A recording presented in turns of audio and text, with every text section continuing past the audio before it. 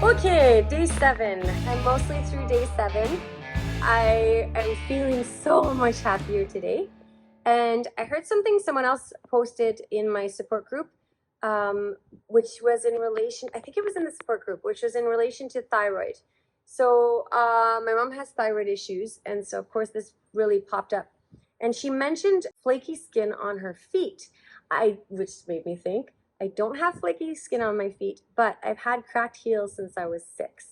Like, they were so bad when I was a kid that they would bleed and they'd be so uncomfortable I had trouble sleeping. And so that's one thing I'm going to keep my eye on. And I can already tell you that the cracking in my heels seems to be a lot less than it used to be, and I will let you know if it completely disappears.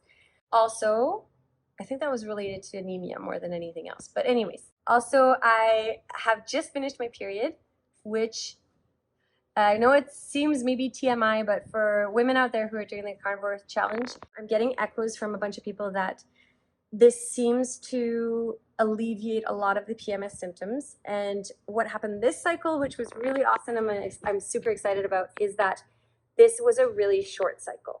So the bleeding was a lot lighter. The clotting was almost non-existent compared to how it used to be. There was also, I only had 2 cramps. I had an initial cramp going, oh, I think I'm going to start my period. And then about the next day, when the bleeding was a little bit heavier, I had like one of those dull, like stretchy cramps that lasted a little while. And that's it. That's it for the whole cycle. I did have 2 zits, which is not bad. And I'm hoping that that completely disappears as well. So it's been a really good month for that. Now, if you skipped that first part, welcome back. So other than that, I'm a lot happier. I'm able to get up, even though I have a visitor in town right now, and I'm sleeping a lot less. I'm still getting up pretty much at the same time, and I'm getting up every time I put my alarm clock on. I'm getting up before the alarm. Like, my body just knows, and it gets up, and it's feeling more rested.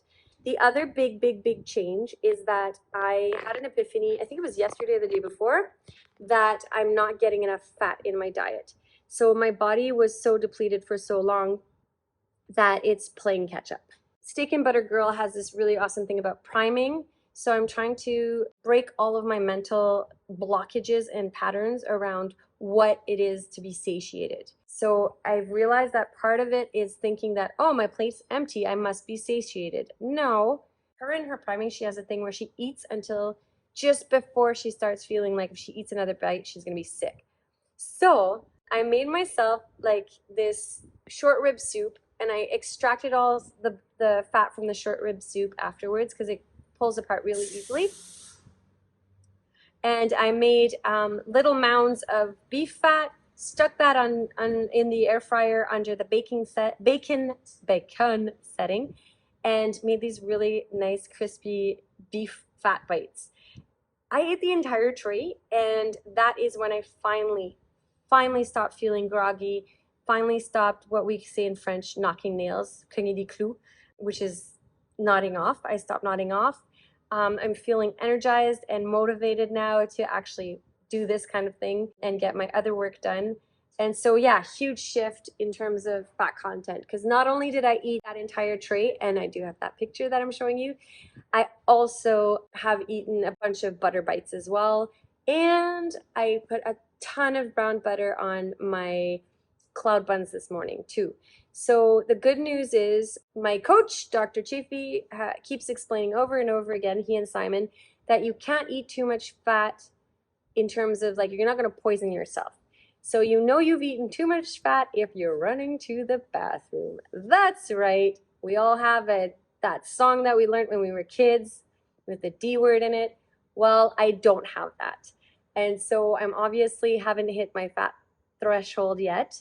So despite eating probably the equivalent of a block of butter today, plus the fat bites, plus the equivalent of a brisket soup, and then also having 2 poached eggs this morning, it's not even supper time yet. Like, I'm eating a lot. I feel better.